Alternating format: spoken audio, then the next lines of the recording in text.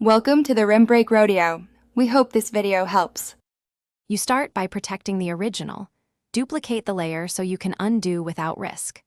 Once done, zoom to about 200–400% and make a tight selection around the emoji so sampling only pulls nearby pixels.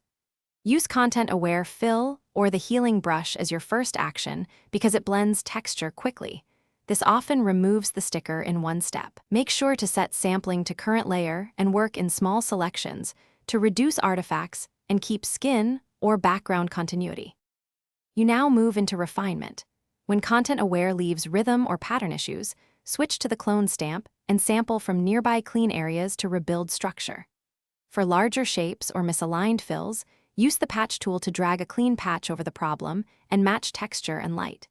Make iterative strokes with low opacity and varied hardness, 10% to 60%, so you slowly build a natural result rather than creating cloning halos. Alternate healing and cloning to preserve fine detail and edges. You finish by evening out tone and detail so the edit disappears. Once the patching looks right, use gentle dodge and burn or a color match adjustment to fix slight hue or brightness shifts, then apply small sharpening or blur where needed. Make sure to flatten or export a copy at the original resolution so you keep quality. If a stubborn repeating pattern or edge remains, try an AI in-painting tool or manual frequency separation to separate texture from color. This often resolves the hardest artifacts. Thanks for watching. Consider subscribing if we helped you.